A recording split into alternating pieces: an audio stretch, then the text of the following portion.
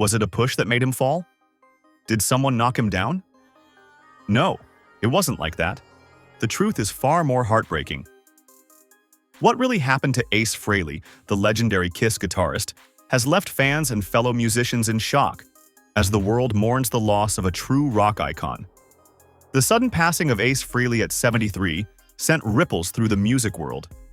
Rumors first spread about whether his fall was an accident or something else entirely. But reports later confirmed that Ace had been struggling with health complications for some time, and his final moments were peaceful, not the chaos that some early stories implied. Still, the emotional weight of losing him feels heavy for everyone who grew up to his sound, his riffs, and his rebellious charm. Funeral details have been kept private at the request of his family. No official date or location has been announced, but close friends and former bandmates have paid tribute in deeply moving ways. Gene Simmons and Paul Stanley, his fellow Kiss members, released a heartfelt statement calling Ace a cornerstone of our legacy. They said, "His sound, his spirit, and his soul helped define who we were. He wasn't just the guitarist, he was the spark that started it all." Fans around the world have been flooding social media with tributes. Photos from the band's early tours, videos of Ace performing with his signature Les Paul guitar, and emotional messages from longtime followers now fill timelines. Many wrote that his music carried them through their teenage years, that his solos felt like electric poetry, and that no one could ever match his energy on stage. Other rock legends joined in too.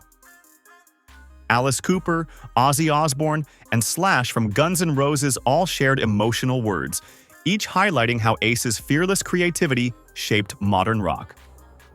"He played with danger in his fingers," one post read, "and with fire in his heart." For those who knew him personally, Ace wasn't just a performer. He was a brother, a friend, and a mentor to younger artists. People who trained or toured with him often mention how kind he was off stage, generous with advice, protective of his crew, and always ready to crack a joke no matter how dark the night felt. Even though his family has chosen to remain silent publicly, the grief is visible everywhere.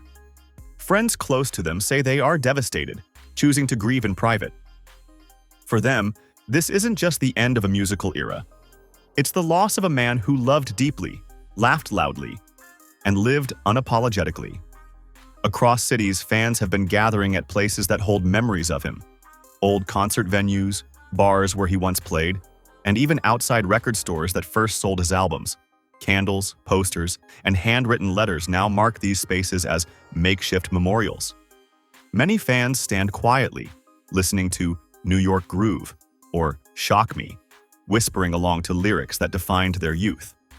The rock world has always celebrated rebellion, but Ace Frehley represented something deeper: the courage to be yourself, even when the world demanded conformity. His journey from a tough childhood in the Bronx to becoming one of the most recognizable faces of rock and roll wasn't just inspiring, it was proof that dreams forged in noise and chaos can still become legends. Now, as his casket rests surrounded by flowers and photographs, it feels like the end of a thunderous chapter in rock history. But for his fans, it's not goodbye. His solos still echo in the hearts of those who listened, learned, and lived by his music. No official cause of death has been confirmed, though many believe it was linked to long-term health issues.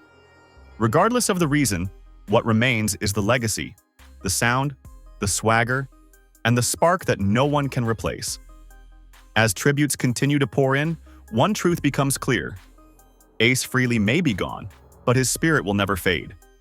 His guitar still sings in every corner where rock lives on. His laughter still hums behind old backstage doors. And his influence, wild, loud, and alive, will keep playing forever.